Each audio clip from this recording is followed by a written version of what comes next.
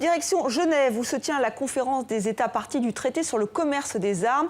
Un traité qui a mis du temps à se mettre en place et pour cause, c'est un marché sensible, lucratif, entre 30 et 40 milliards de dollars par an. Alors 130 pays ont signé ce texte, 84 l'ont ratifié. Ce traité concerne toutes les armes, des tanks aux mitraillettes en passant par les bombardiers. Nous sommes en direct avec Benoît Mourachiolle. Vous êtes président de l'association ASER, Action Sécurité Éthique Républicaine. Vous vous êtes battu pour la mise en place de ce traité. Quel est l'enjeu de cette deuxième conférence ? Bonsoir. La deuxième conférence, c'est la conférence qui va commencer à faire le suivi de la mise en œuvre de ce traité.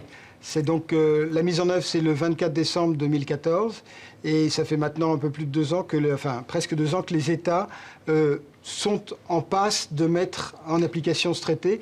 Et lorsqu'on regarde les ventes d'armes des États, on se rend compte qu'elles ont encore un peu de mal à bien comprendre l'esprit dans lequel il a été fait.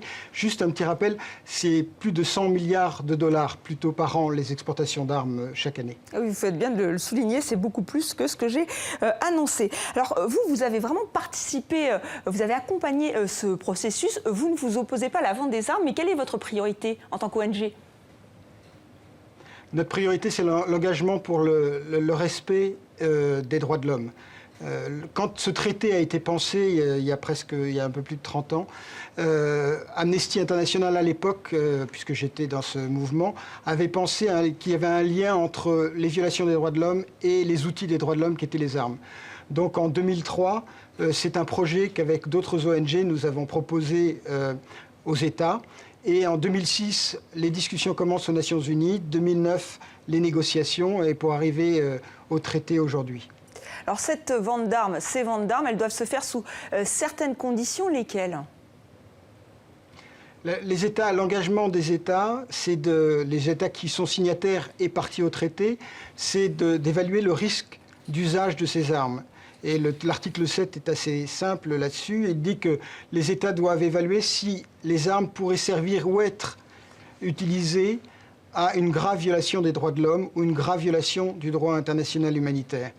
Et c'est dans ce sens-là où notre ONG, Action Sécurité Éthique Républicaine, est quelque peu préoccupée des exportations d'armes des grands pays exportateurs comme les États-Unis, la Grande-Bretagne, la France, l'Allemagne, qui sont partis au traité, alors signataires pour les États-Unis, mais qui les engagent quand même sur les objectifs, parce que ces pays continuent d'exporter du matériel de guerre à l'Égypte, à l'Arabie Saoudite, au Qatar.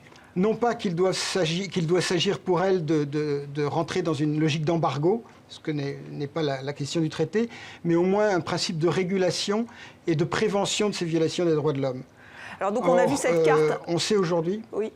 On a vu cette carte où effectivement la France est le troisième exportateur d'armes, vous l'avez évoqué, elle vend des armes à l'Arabie Saoudite, elle le dit, l'Arabie Saoudite qui a pris la tête de la coalition saoudienne, donc saoudienne, la coalition arabe qui frappe au Yémen, c'est là où vous demandez plus de transparence, plus de régulation, c'est vraiment un exemple concret ?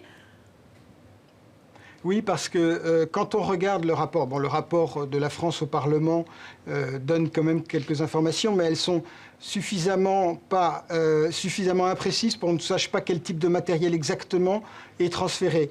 Et quand on sait qu'au Yémen, des crimes de guerre sont réalisés par la coalition dirigée par l'Arabie Saoudite, on demande la suspension de tous les armements aujourd'hui, juste pour que enfin les États puissent discuter entre l'État exportateur et l'État importateur sur justement ces risques d'usage.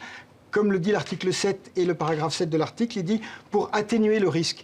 Donc nous avons besoin aujourd'hui d'urgence de discussion entre les pays exportateurs et le pays importateur, les pays importateurs de la coalition, de façon à ce que on diminue le risque. Sinon, si le risque n'est pas diminué, les États doivent refuser l'exportation de ce matériel. Mais vous n'avez pas peur qu'il y ait un autre risque, c'est-à-dire que ces pays comme l'Arabie Saoudite ou l'Inde ou la Turquie, on a vu qu'ils étaient vraiment sur les 3 marches du podium, fassent appel à d'autres pays qui, eux, n'ont pas ratifié ce texte ?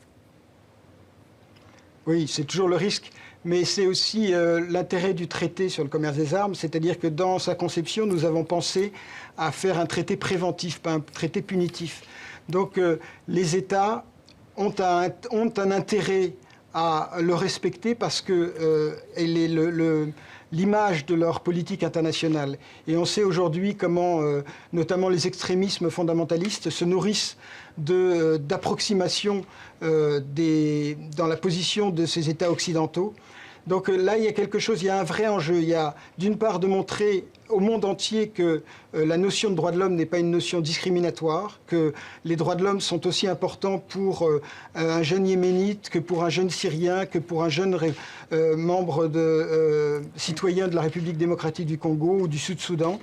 Et puis de dire aussi que cette vision des droits de l'homme, les États occidentaux l'appliquent à tous et particulièrement dans un domaine très très sensible qui est le domaine de l'armement.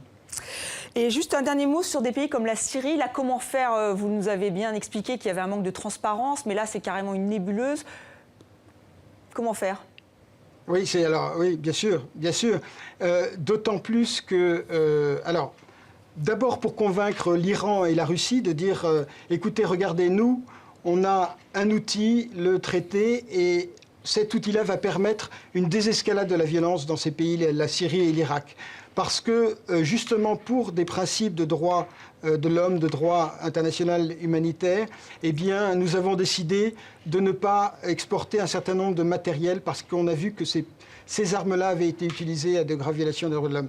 Et donc, d'en convaincre l'Iran et la Russie. Or, ce n'est pas ça qui se passe. Et effectivement, on ne connaît pas exactement la nature des armes exportées. Ce que l'on sait, par contre, c'est que les groupes armés qui sont opposés au régime de Bachar el-Assad, qui est lui aussi responsable de graves violations, crimes de guerre, voire crimes contre l'humanité, mais que ces groupes armés les reversent quelquefois aux fondamentalistes opposés au régime de Bachar. Merci Benoît Morachol d'avoir été avec nous en direct de Genève.